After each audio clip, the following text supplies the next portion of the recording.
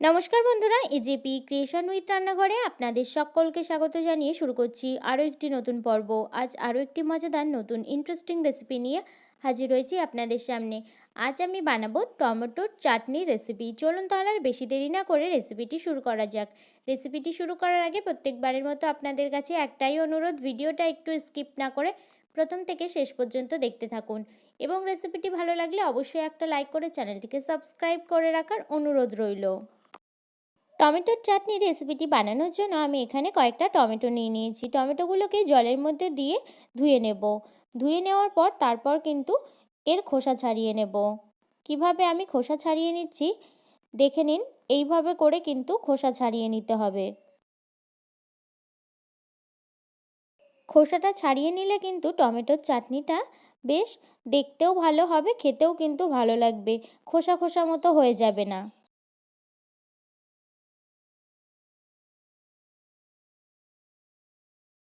এই পর্যায়ে টমেটোর খোসা কিন্তু আমার ছাড়িয়ে নেওয়া হয়ে গেছে। তারপর এইভাবে করে কিন্তু ছোট ছোট টুকরো করে কেটে নেব। আর তার আগে কিন্তু টমেটোর বীজগুলো এইভাবে করে কিন্তু ফেলে দেব।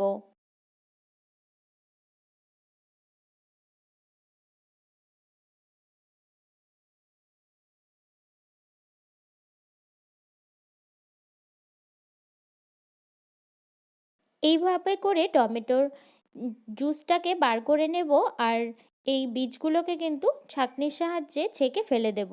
এইভাবে এই জুসটা কিন্তু এর মধ্যে দিয়ে দেব। টমেটোর চাটনিটা বানানোর জন্য আমি এখানে কড়াইতে তেল গরম হতে বসিয়ে দিয়েছিলাম। এই পর্যায়ে কিন্তু তেলটা আমার গরম হয়ে গেছে, তো আমি এখানে ফোড়নের জন্য দিয়ে দিচ্ছি 5 ফোড়ন। 5 ফোড়নটা দেওয়ার পর তারপর সুন্দর একটা গন্ধ ছাড়লে তারপরে কিন্তু আমি এখানে টমেটো যে কেটে রেখেছিলাম সেই টমেটোটা দিয়ে দেব।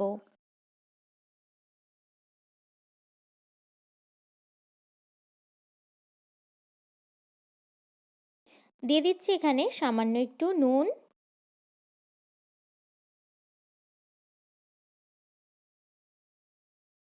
এই পর্যায়ে দেখুন বন্ধুরা, টমেটোটা কিন্তু আমার প্রায় পুরোপুরি সিদ্ধ হয়ে গেছে। তো এই পর্যায়ে আমি এখানে কিন্তু তেঁতুল গরম জলে তারপর তেঁতুলের পাল্প বার করে নিয়েছি।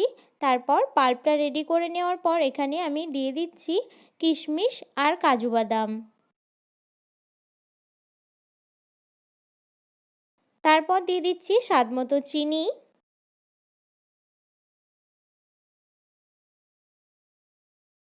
দেখুন বন্ধুরা, এই পর্যায়ে চিনিটা গলে যাওয়ার পর এটা কিন্তু অনেকটাই পাতলা হয়ে গেছে, তো এটাকে জাল করে নেব। তারপর এখানে দিয়ে দিচ্ছি তেঁতুলের যে পাল্পটা রেডি করে রেখেছিলাম সেই পাল্পটা কিন্তু দিয়ে দিলাম।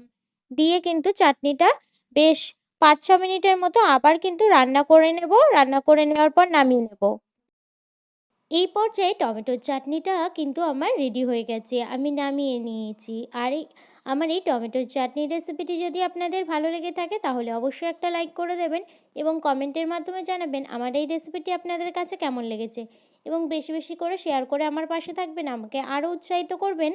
আর আপনি যদি আমার চ্যানেলে নতুন বন্ধু হয়ে থাকেন এবং আরও নিত্য নতুন ইন্টারেস্টিং মজাদার রেসিপির আপডেট পেতে চান তাহলে প্লিজ আমার চ্যানেলটিকে সাবস্ক্রাইব করে পাশে থাকা বেল আইকনটি প্রেস করে অল নোটিফিকেশন অন করে রাখবেন, যাতে সমস্ত ভিডিওর আপডেট আপনি ঠিক সময় পেয়ে যান। আজ এই রেসিপিটি এই পর্যন্তই। আরও একটি মজাদার নতুন কোনো ইন্টারেস্টিং রেসিপি নিয়ে আপনাদের সাথে দেখা হবে আরও একটি নতুন পর্বে। সবাই সুস্থ থাকবেন।